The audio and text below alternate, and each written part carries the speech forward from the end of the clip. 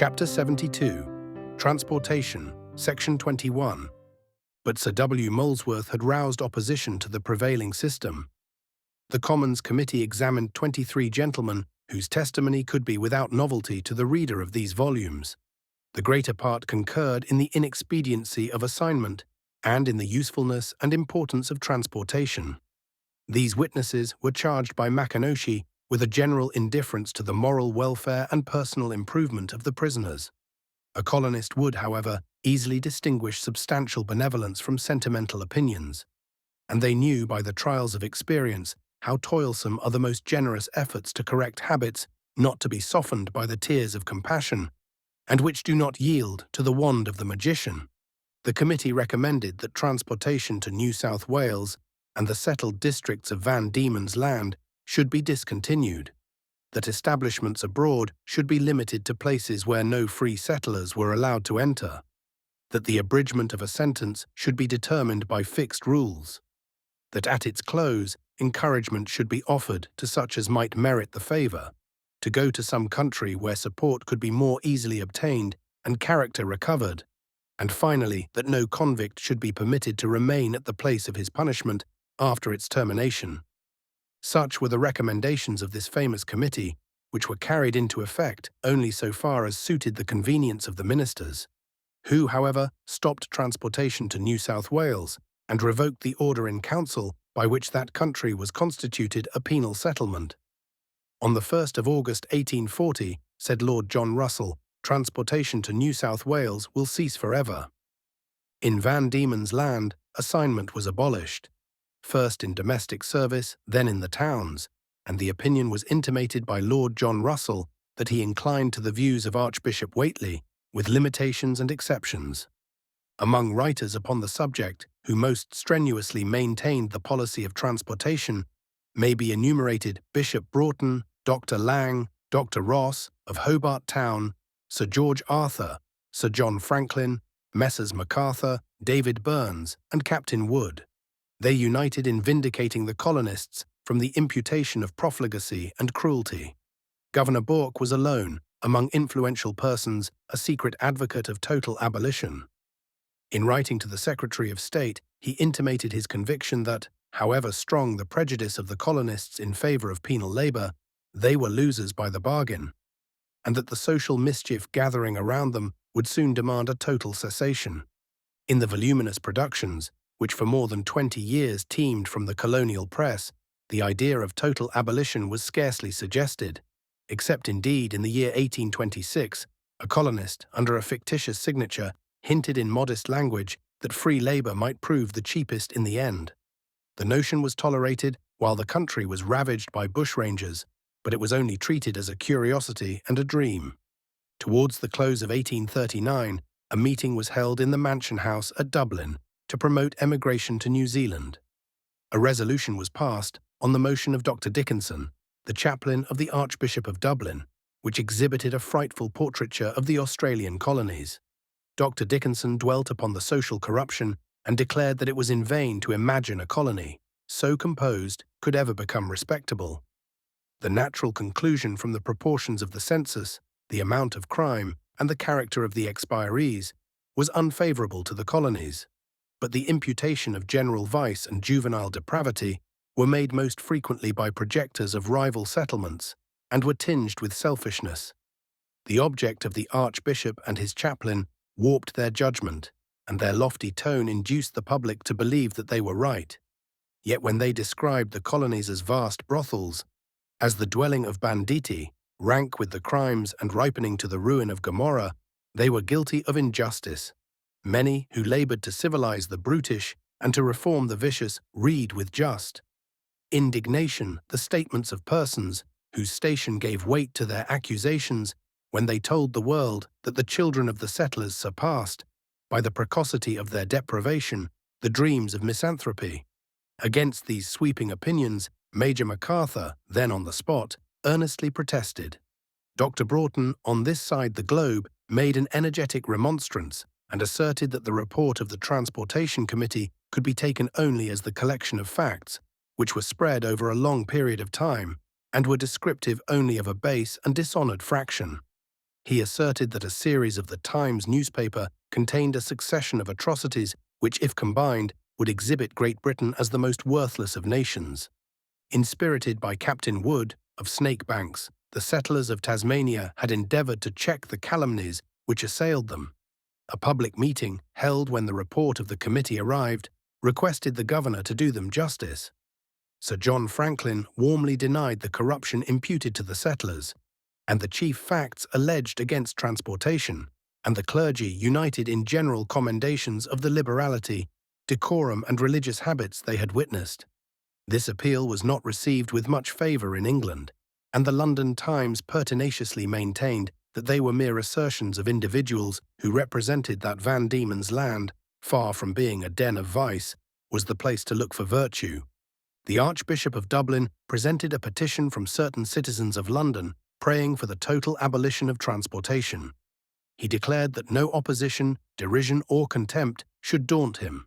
He advised the establishment of insular penitentiaries in the neighbourhood of Great Britain, and he moved that the punishment of transportation should be abolished immediately, completely and finally. The Bishop of Exeter, always in antagonism to Dr. Whately, asserted that his representations were exaggerated and that crime amongst the native-born population was 1/2 less than in England. The Whig Bishop of Norwich sustained the views of Dr. Whately. In reply, the minister stated that they had stripped transportation of its allurement. Some punishment for life was essential.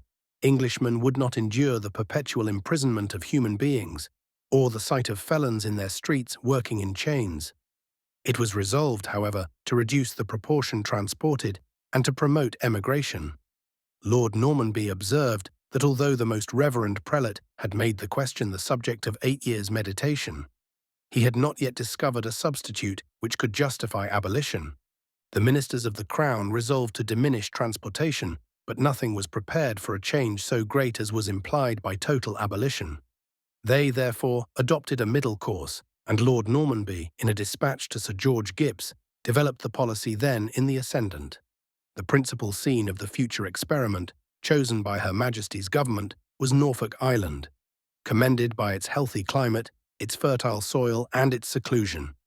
When the former settlers relinquished this insular paradise, it was long abandoned to desolation. The timber of the buildings was consumed by fire, lest the place should allure and accommodate pirates or enemies. In 1825, when it was revisited, the few swine left there had multiplied. The domestic cats had become wild, and the trees were thronged with pigeons and doves.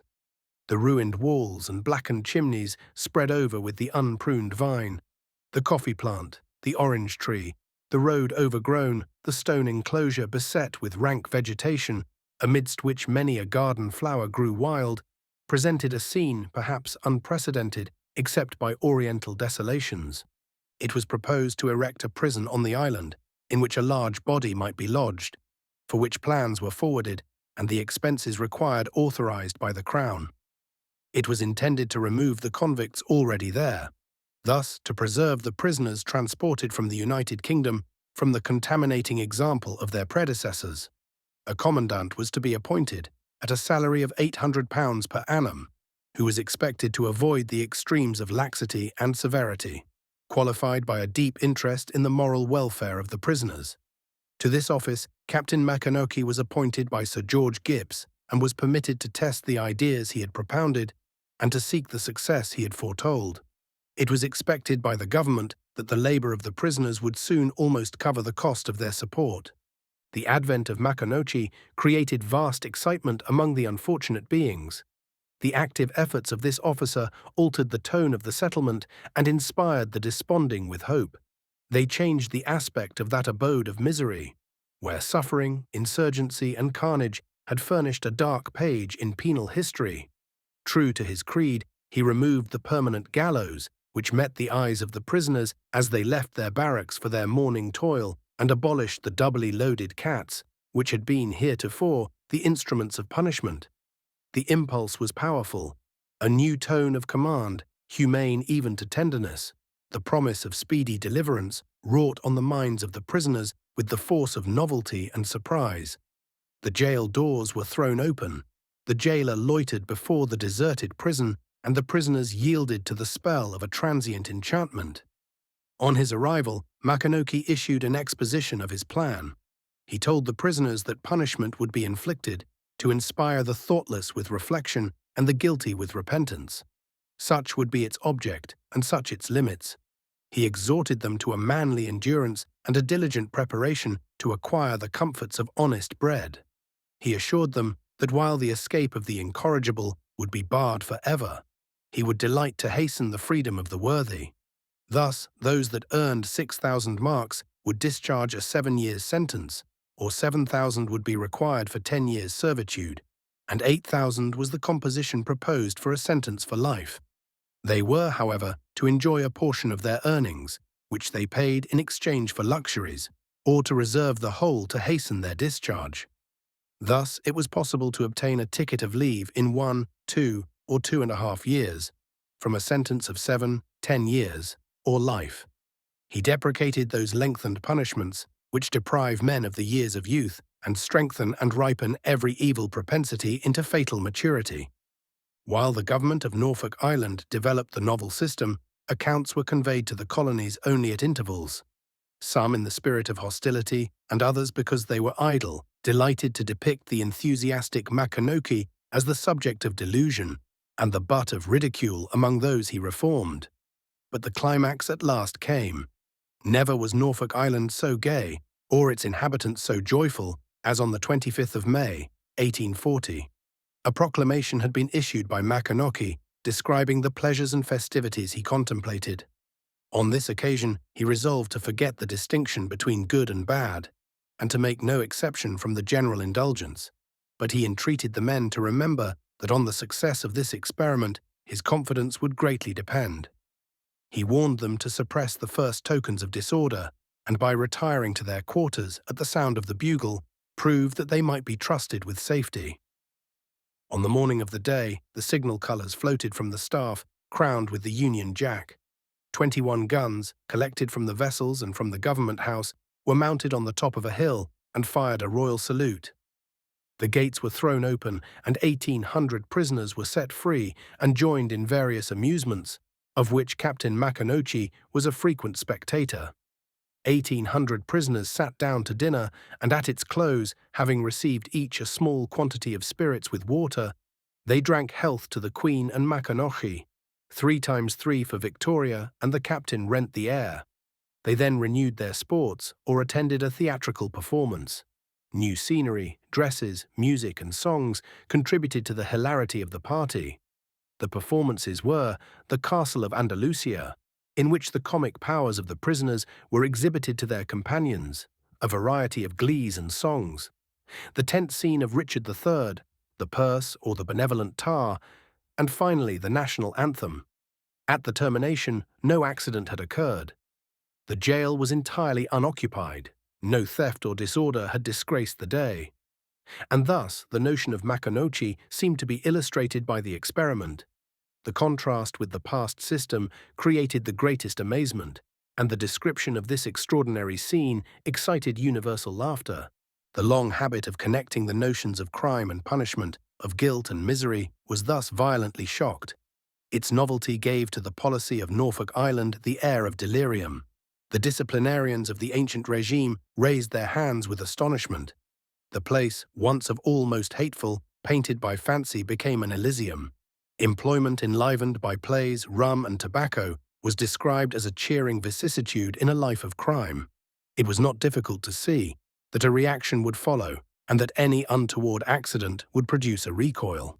It is said that the prisoners at Norfolk Island deeply sympathized with their chief, that they combined in a society for mutual reformation, and that the paper which contained the outlines of the plan was headed by the well-known motto of the Irish liberator: "Hereditary bondsmen, know ye not, who would be free, themselves must strike the blow." These promising appearances were soon followed by a catastrophe, attended with sad sacrifice of life. On the 21st of June, 1842, the Governor Philip stood in the bay. A prisoner, seated upon a rock, awaited the return of his companions from the vessel, 12 in number. They had been sent to assist in unloading the stores, and had remained all night. He heard firing on board and ran to give notice to the nearest officer. The vessel had been taken. There were 12 soldiers, beside 18 seamen. 2 sentries were placed over the hatchway, but the prisoners were allowed to pass to the deck, where they noticed the negligence of the guard, which they rapidly communicated to their comrades below. In a few minutes, they were all on deck. They rushed one sentry and attempted to seize his pistols, then threw him overboard. The other resigned his gun. 2 unarmed soldiers who were accidentally on deck struggled against them.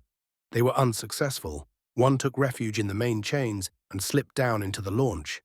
The second attempted to swim ashore, but when within a few yards from the rock, he uttered a cry, raised his hand, and disappeared. The sergeant, having gained the deck, shot the nearest of the mutineers, but he received a blow which rendered him insensible.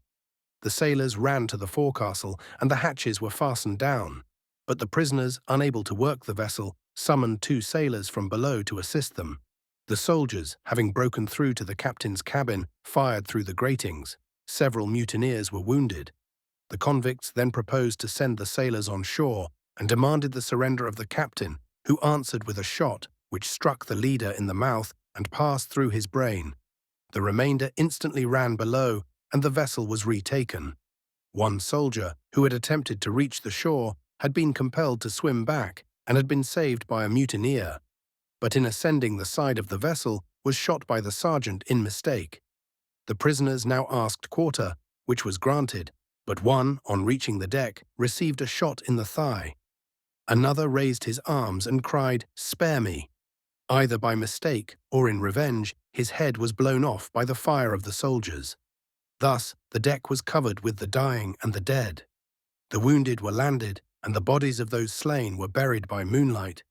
The prisoners were confined together in a large room of the jail, where they were visited by the chaplain and commandant, who both labored to awaken them to a sense of their guilt. Several were remarkable for their misfortunes and their crimes. They were conveyed to Sydney in the vessel they attempted to capture. On their arrival, crowds met them, anxious to catch a glimpse of the men who had dared, unarmed, so bold an enterprise. They met their fate with fortitude, and their last. Words were in grateful remembrance of Makanochi. The chaplain who attended them has described the gratifying change of which he was the witness, and mentions with natural indignation the negligence which suggested the attempt, the cowardice with which it was resisted, and the cruelty displayed in its suppression. Before deciding the merits of Makanochi's system by the result at Norfolk Island, it is proper to estimate the disadvantages under which it was tried. The island was not cleared of its former occupants, and thus its corrupting traditions were perpetuated. The officers employed had been formed under another system. Several regarded the process with contempt and were involved in quarrels with its projector. They resented the diminution of personal consequence by an attempt to give prisoners the air of free men. The application of marks in redemption from a time sentence was forbidden in cases of second conviction. Thus, while some were spurred on to labor by the prospect of earlier liberty, the older and worst offenders were rewarded in having at their own disposal the time they saved by extra exertion, too often injuriously passed. The small extent of the island and the absence of a free employing population prevented a uniform practical liberation of the prisoners. Vessels were not always at hand, and thus tickets of leave were granted to prisoners who were employed on small farms allotted for their use. The obstruction to rapid dispersion prevented the hope of liberty from acting on the imagination with proper efficacy. The experimental nature of the plan was injurious to its fame. It required constant adjustment. Irregularities and excesses suggested new details and gave to the movements of the commandant the aspect of vacillation. The settlement continued under the command of Makanochi 4 years, during which time another plan, known as the probation system, was launched on the sea of penal speculation. The destination of Norfolk Island was reversed. No more the school of reform, it was to be made the lowest deep of transportation. And well has its destiny been fulfilled. Sir George Gipps, in his address to his council, announced that after 2 years and a half trial, it was found that the expense had greatly increased. He had, therefore, resolved to transfer the prisoners from Norfolk Island to Van Diemen's Land. It had been at first contemplated to establish in that island not less than from 2,000 to 4,000 men. But this accumulation the ministers had found it necessary to abate, and he expressed his conviction that that settlement would be only reserved for the restraint of incorrigible offenders and the punishment of aggravated crimes. Sir George Gipps deemed it necessary to visit Norfolk Island 1843. His stay was too brief for more than a superficial survey. His impressions on the whole were favourable. He found the men orderly, respectful, and contented. The old hands, or colonial convicts, formerly subject to a discipline severe to cruelty, were softened in their demeanour. Great and merciful as the amelioration, no evils had resulted equal to those prevented. The lash was disused, the men were permitted to walk abroad during their leisure, to fish or bathe, to mix sweet potatoes with their maize bread, an indulgence greatly prized, to use knives and other conveniences before denied them. Yet beneath these pleasing appearances, a fearful demoralization was traced. The prisoners from Great Britain were exposed to examples of appalling sensual degradation. Vices prevailed which have ever stained that island. The colonial press, uniformly hostile, was crowded with grotesque delineations.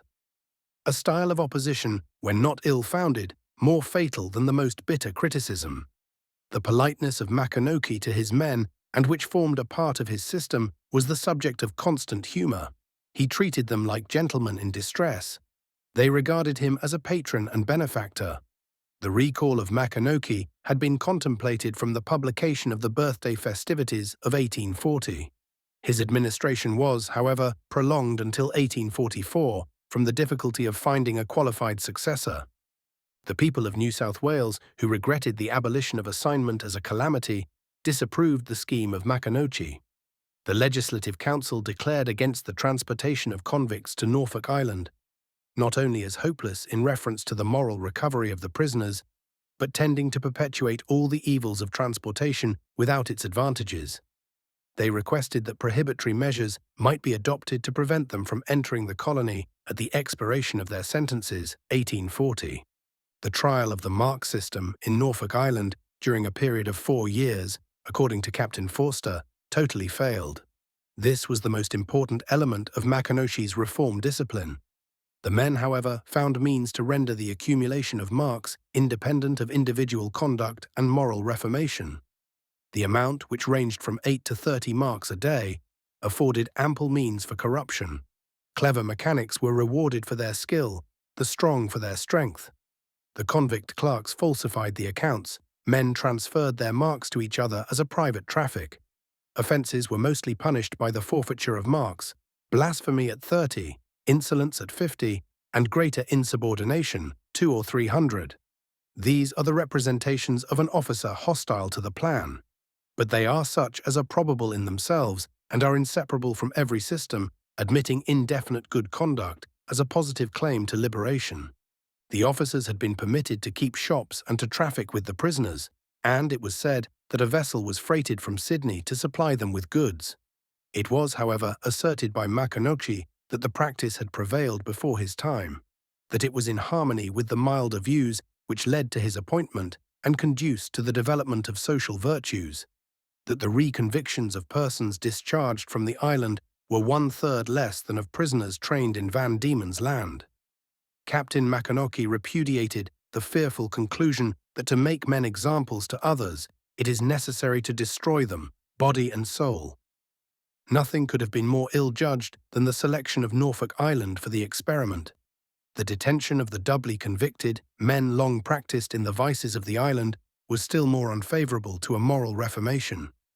The preliminary accommodations, directed by Lord Normanby, were not provided. Even friendly officers were not secured, and had the scheme been ever so sound in its principles, its failure was inevitable.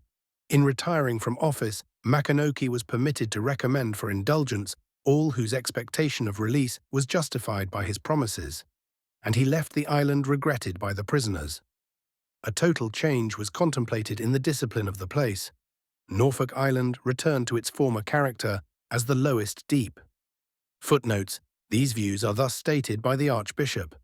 Thus, under a reformed system of secondary punishment, supposing transportation abolished, it strikes me as desirable, with a view to the preservation from a return to evil courses of persons released from penitentiaries, etc., after the expiration of their punishment, that such as may have evinced a disposition to reform should be at their own desire furnished with means of emigrating to various colonies, British or foreign, in which they may mix, not with such men as their old associates in crime, but with respectable persons unacquainted with their past history, and may thus be enabled, as the phrase is, to turn over a new leaf. This, of course, implies that they should not emigrate in a body to any one place, and as a distinct class. For juvenile offenders, the same course would, perhaps, be even still more suitable. Letter addressed to the Rev. H. Bishop on the evidence taken before the Transportation Committee, containing His Grace's opinion on the efficacy of the punishment of transportation. I may venture to assure you the colonists will feel great satisfaction at the declared intention, 1833, to continue transportation. The great advantage they derive from the labour outweighing, in their opinion, the mischief.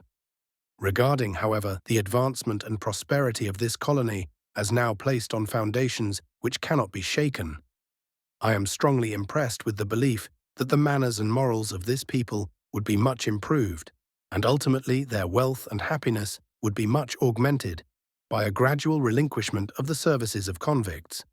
Yet I am aware that this sentiment is not generally prevalent among the settlers, and I shall therefore abstain from troubling you with any detailed explanations upon which my opinion is founded. Dispatch of Major General Burke, addressed to Mr. Secretary Stanley in 1834. Resolved that in the opinion of this meeting, it is unjustifiable to induce intending emigrants to take up their abode in the midst of the vice and immorality which notoriously prevail in the penal colonies, but that such persons should be encouraged to settle in countries where they will not only be likely to thrive in fortune, but to lead good lives and bring up their children in virtuous habits. The idea of employing the prisoners as jurors will not appear more strange than as witnesses, except that it is unusual. These may appear singular proposals, and I readily admit that the absolute rights of prisoner jurors, and thereby their power of directly controlling the course of justices, might, without impropriety, be for a time somewhat restricted, though, if properly trained up to the privilege, and this latter confined exclusively to men in their last stage, they would very rarely, I am certain, be found wanting in what was required of them. But apart from this, the objects of interesting prisoners, when under a course of moral discipline in the administration of justices, and of giving them confidence in its equity, are very important ones. Perhaps not any in all their management are more so, and both are absolutely wanting now, and may well be so in the circumstances in which they are placed. In 1839, the year before my arrival at Norfolk Island, 811 cases were tried, of which only 4 ended in acquittal. Such was the certainty at that time of conviction if accused. In 1840, I acquitted 90 out of 416 tried. I was then perhaps too difficult about evidence, and in my inexperience carried abstract principle too far. In 1841, I acquitted 25 out of 297 tried. In 1842, 24 out of 326. And in 1843, 16 out of 429. I was much in the habit of employing the officers about the court as a sort of jury, referring to them, though not formally, in cases of difficulty, and inviting them to ask questions. And I very early appointed an intelligent prisoner, in whom I otherwise had confidence, to speak for men accused of local offences, and make the most of their several statements, on condition, however, that he never said for them what he knew to be directly false. He thus served me very much, for what he did not say I sifted with the more care, and the plan altogether, and it is nearly that in the text, answered extremely well. It greatly improved the pleader himself. Under the new impulses given to both his head and heart, he became almost a new man, while stupid prisoners, who could not speak for themselves, had as good a chance given them as the cleverest, and the latter, another very important point, had no better. Maconochie on the management of prisoners in the Australian colonies. The following extract from Maconochie's pamphlet may be taken as his plan, matured by experience. The management of penal settlements should be as follows. 1. A fictitious debt of 6,000, 8,000, or 10,000 marks should be created against every man according to his offence, which he should redeem by labour and other good conduct, having a proportion placed to his credit daily as wages, according to his behaviour, and suffering a loss by fine if he offends. 2. No ration should be allowed him of right, except bread and water. For everything else, following up the analogy thus created between marks and money, he should be charged in them. 3. He should be allowed, however, thus to expend his marks for present indulgences to what extent he pleases, but never to obtain his discharge till from his labour and economy combined, both voluntary, he shall fully redeem his debt. 4. On first arriving at a penal settlement, for a period not under 3 months, but beyond that, depending entirely on his own regularity and proficiency, and the acquisition of marks exhibiting them, his treatment should consist of moral, religious, and other intellectual instruction in a penitentiary. 5. After this, he should for a time not under 18 months, but the period also depending on the acquisition of marks, serve in a mutually responsible party, labouring for government, and disqualified for any situation of trust, authority, or indulgence under it, or for any private service. 6.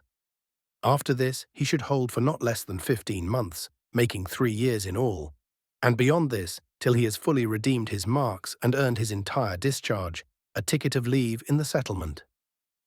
7. In this last stage, every reasonable facility should have afforded him to accumulate a little money against his return to society. For this purpose, small farms or gardens should be left to men holding this indulgence, at moderate rents in kind.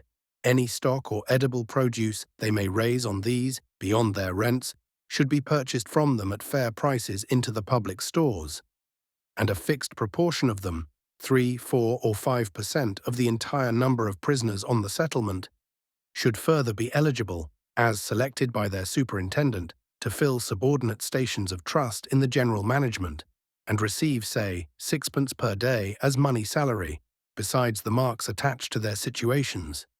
In my proposed regulations, I suggest also another mode of giving the men a little money to take with them on their return to society, which is perhaps a little extravagant, and it would thus admit at least of modification, but the point is very important.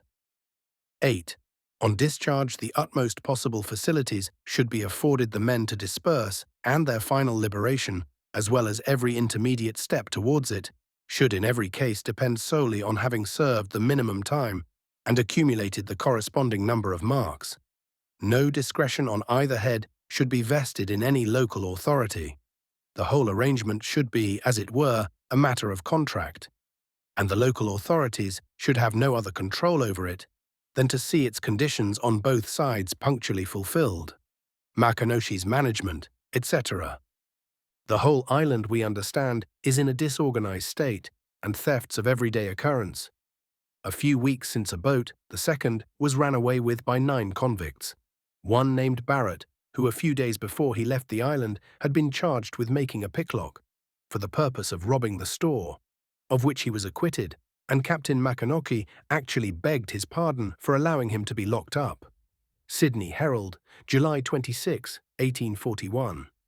End of Chapter 72. Being Transportation, Section 21.